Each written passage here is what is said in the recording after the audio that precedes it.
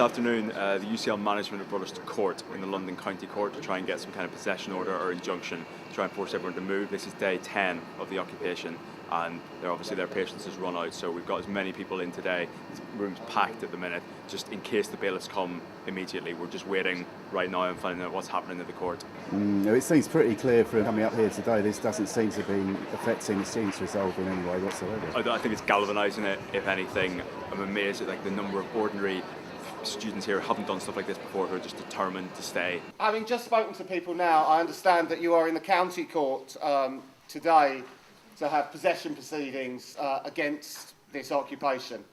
All that means is if the county court grants that judgment, and that has not yet happened, the owners of the property can get bailiffs to come in and remove you.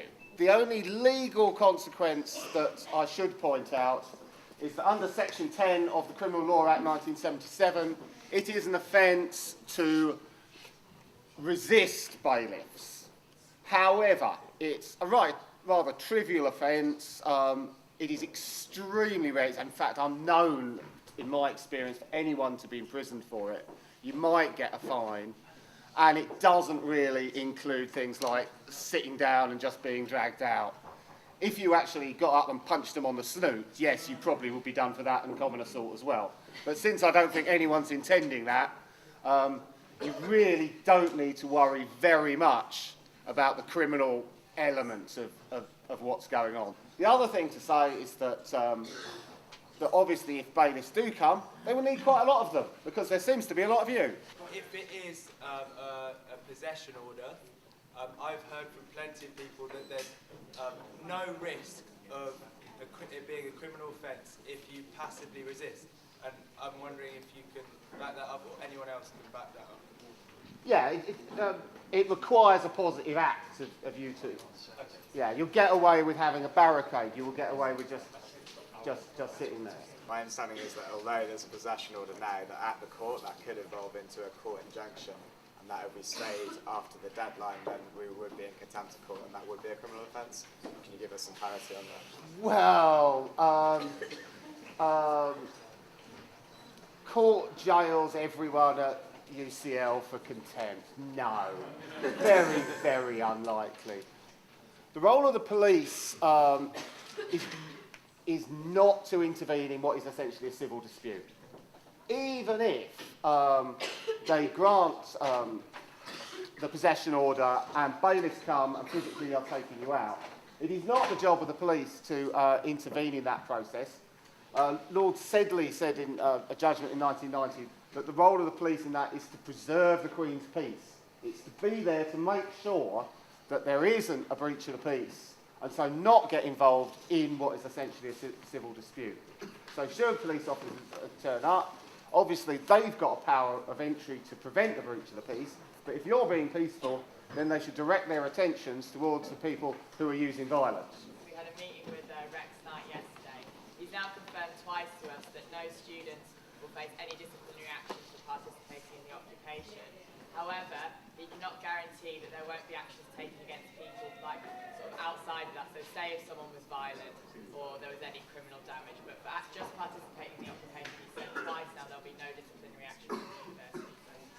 What's the legal situation for international and EU students? You've got no problems at all. You're here as students. You've got a right to be here. You're in exactly the same situation as everyone else. You will not have any problems as an international student unless, atheism forbid, you end up committing some serious offence, going to jail, and then if you're not an EU citizen, you could be deported after finishing your jail sentence. But I think we're a long way from that. So, for the moment, don't worry. International, British, EU, doesn't matter as far as the occupation is concerned. 2 points. One, what's the situation for people who aren't students but are here in support of what's going on? And a small off-point point, some people are worried about their things, their possessions, and what to do with them, to take them with them at the time or get them back afterwards. Okay. Other people, if there is this possession order, would then just be simple trespassers. but they're not, unless they actually resist the bailiffs or do any other criminal offence, then it's simply a civil matter. Reasonable force could be used by the bailiffs after they've got the possession order to remove them the same as everyone else. Probably not going to be doing like student ID checks anyway, though. Well, exactly. The bailiffs have no power to ID checking whatsoever. The second part is obviously, as people with experience in squatting will know, possessions sometimes get broken by bailiffs.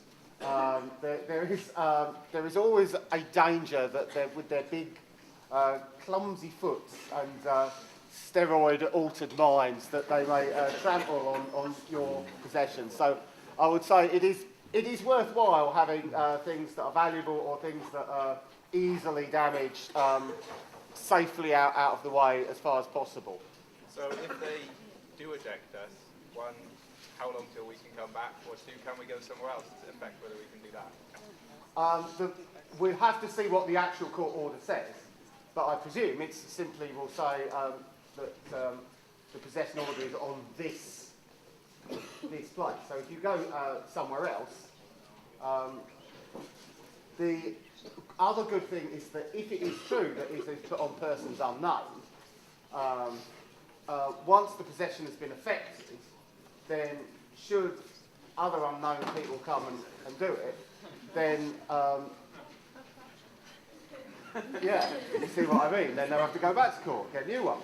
If what goes through, which is what we think it will be, which is what you were explaining a minute ago, which is a possession order now, is there any idea of how long? I understand that could be seconds or days. Is there any other clarification we can give on the length of time? What you can do is, once we know that there is actually a possession order, you can ring the court and find out if they've booked bailiffs. And this works better with the county court than the High Court alternative. So yeah, when we know that, then we can ring the court. I don't expect it to be... They will not be charging their way across town this afternoon, we don't think. However, if you're all carted out and beaten up, don't blame me. Will the bailiffs come over the weekend, or will it be them come in on Monday? Can they come overnight? Or? In theory, their first visit should be a normal hour, rather than sort of a dawn swoop. Yes. So it should be in normal hours. It could happen over the weekend because it's obviously, that's fine. What is most likely is that they will come when there are less people here.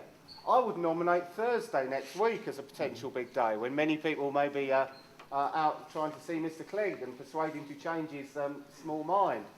So yeah, it is a question of, if you can, finding out when they're coming and then having numbers.